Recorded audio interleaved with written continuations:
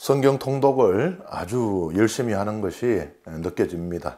질문들이 많이 들어왔는데 아주 좋은 질문들, 그러니까 하느님이 어떤 분인지에 대해서 정말 좀 구체적으로 이렇게 알고자 하는 그런 질문들이 들어오고 있습니다.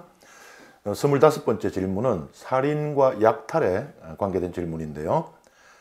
성경 구절에 보면은 이런 게 있죠. 여호수아기에 남자와 여자, 어른과 아이, 소와 양과 나귀 할 것 없이 성읍 안에 있는 모든 것을 칼로 쳐서 완전한 봉헌물로 바쳤다. 이후로 계속 한 사람도 남기지 않고 모두 칼로 쳐 죽이는 것을 읽으면서 이러한 살인과 약탈을 향한 이스라엘인들의 모습을 주님의 뜻으로 볼 수 있을까요? 살인하지 마라, 남의 것을 탐하지 마라고 하신 주님이신데요. 이런 질문이 당연히 나오게 돼 있죠. 사실 이 여호수아기 6장뿐만 아니고 성경 곳곳에는 이러한 하느님의 명령, 그 명령은 때에 따라서는 그대로 실행이 되기도 하고 때에 따라서는 제대로 그 명령이 실행이 되지 않기도 합니다만은 어쨌든 이러한 명령을 내리는 분이 하느님이라는 것 자체가 우리 신앙인들에게는 사랑의 하느님이신데 이럴 수가 있나라는 생각이 들게 되어 있습니다. 그런데 여호수아기 6장에 나오는 이것을 만약에 우리가 하나의 예로 본다면은 이 이야기의 역사성을 한번 검증해 볼 필요가 있습니다. 지금 예리코에서 일어난 일이에요. 이집트에서 이스라엘 백성이 이렇게 그 탈출을 이렇게 합니다. 이쪽에 있었거든요. 고센 지방이라고. 여기 나일강이 이렇게 흐르는데 나일강 하류 삼각주 지역입니다. 곡창지대인데 여기에서부터 이렇게 탈출을 해 나와서 이 시나이 광야입니다. 이게 요 밑에 쪽에 이제 시나이 산이 있고요. 이 40년 동안 방랑을 하다가 이쪽으로 그냥 쭉 올라가면 편할 텐데 그렇게 가질 못해요. 왜냐하면 에돔하고 이렇게 다 가로막고 있어가지고. 그래서 이렇게 이쪽으로 이렇게 빙 돌아서 요르단 강을 건너서 이렇게 들어갑니다. 들어가면서 그러니까 첫 번째로 만난 도시가 예리코입니다. 첫 번째로 점령한 도시도 되고요. 고대 예리코는 아마 이렇게 이루어졌을 것이라고 고고학자들이 추정하는 것입니다. 그냥 상상하는 것은 아니고 고고학적인 발굴을 토대로 이제 재구성해 본 고대 도시입니다. 이게 발굴되었을 때 고고학계에는 아주 난리가 났었죠. 19세기에 이게 발굴이 되었는데 그 이전까지 이 건동지방, 오늘날 우리가 부르는 중동지방에서 이 가장 오래된 도시는 비옥한 초생달 도시라고 불리는 것인데 약 기원전 5000년부터 존재했던 것으로 추정이 됩니다. 그런데 이 예리코를 발견하면서 그게 엄청나게 시대를 거슬러 올라가게 됩니다. 예리코는 기원전 8000년부터 적어도 존재했던 것으로 알려져 있습니다.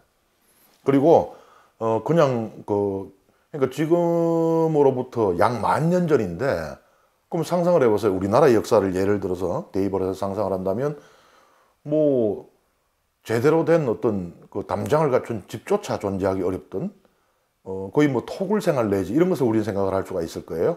그런데 지금으로부터 약 10,000년 전에 이런 도시가 존재했다는 겁니다. 이 놀라운 거죠. 대단한 문명인 것입니다. 이 성벽의 둘레가 약 300m 정도 되고요. 이 너비는 약 160m 정도 됩니다. 그리고 지금 성벽이 둘러서 있어요.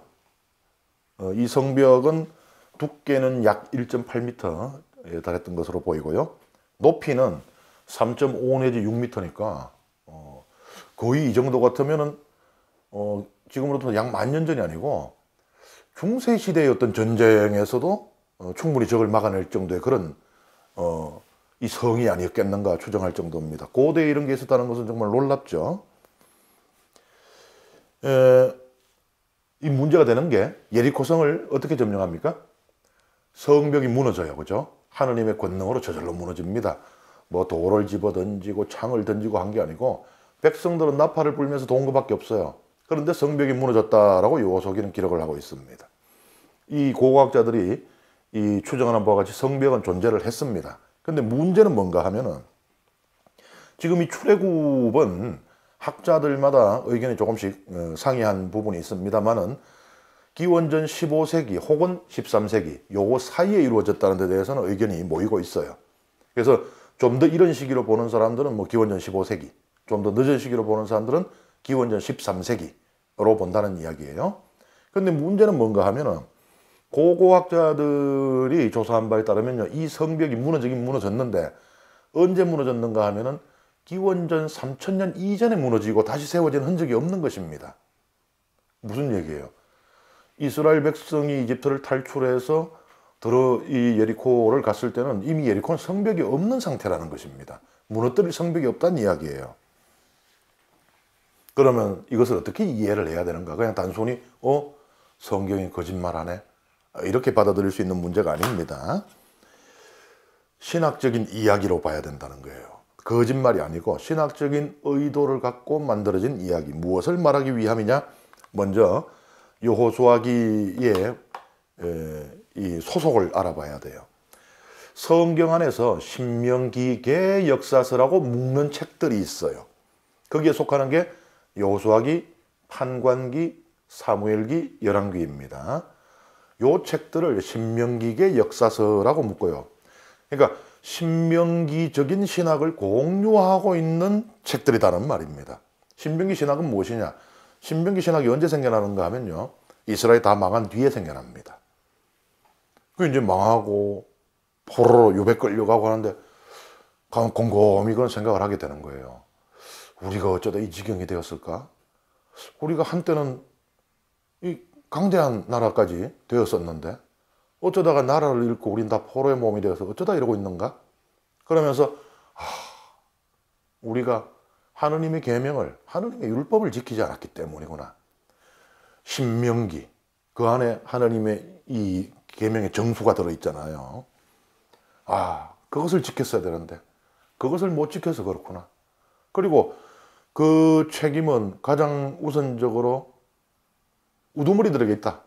왕들이 우리를 올바른 길을 이끌지 않고 오히려 자기들이 우상 숭배를 먼저 하고, 사제들이 올바른 율법을 가르치지 않고, 통치자들이 입맛에 맞는 교훈 영색, 아첨하는 말들만 하고, 예언자들이 하느님의 이 계명 율법 안에 들어있는 뜻을 올바로 펴지 못하고 자기 몸을 사리거나 또는 임금이 좋아할 만한 이야기들을 하고 이러면서 이 지경까지 왔구나. 그리고 또 하나는요, 우리에게도 책임이 있다. 그리고 이 책임은, 이 잘못된 것은 우리의 그 국가로서의 역사가 시작할 때부터 잘못됐다. 무슨 말인가?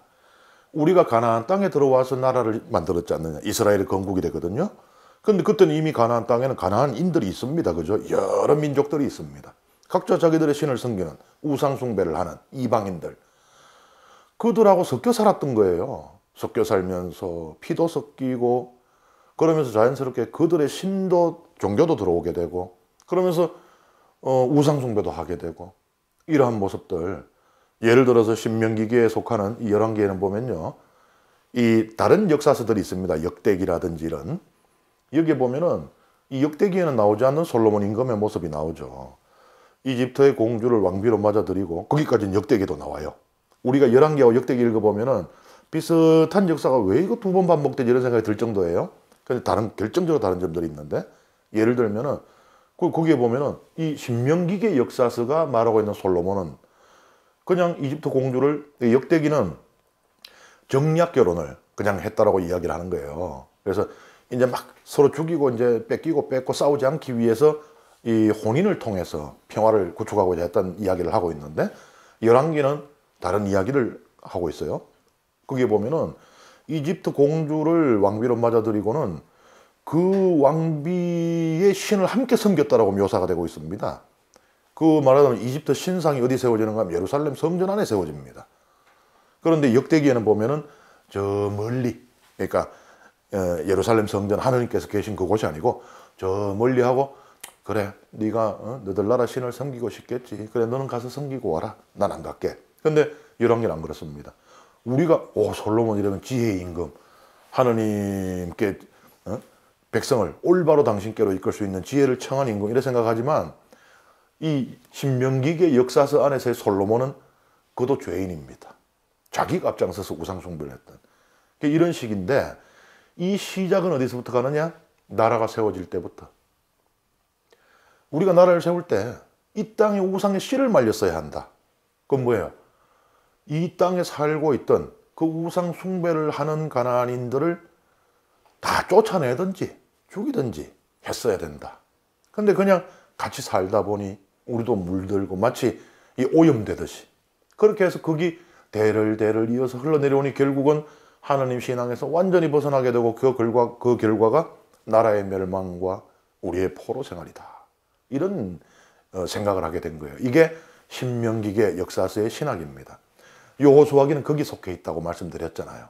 그러니 아까 말씀드렸지만은 고고학적인 연구 결과에 따르면 이 여호수아기 6장에 기록된 실제 그런 사건은 그걸 이제 우리가 헤렘법이라고 하거든요. 전멸법. 그러니까 싹 다 죽이는 거.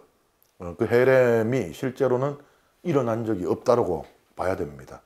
그렇지만은 여호수아기, 신명기의 역사서에 속하는 여호수아기는 지금 이 아주 불행한 상태에서 이 전쟁을 겪고 나라를 잃고 포로 생활하고 있는 이 상황에서 회한을 드러내고 있는 것이에요.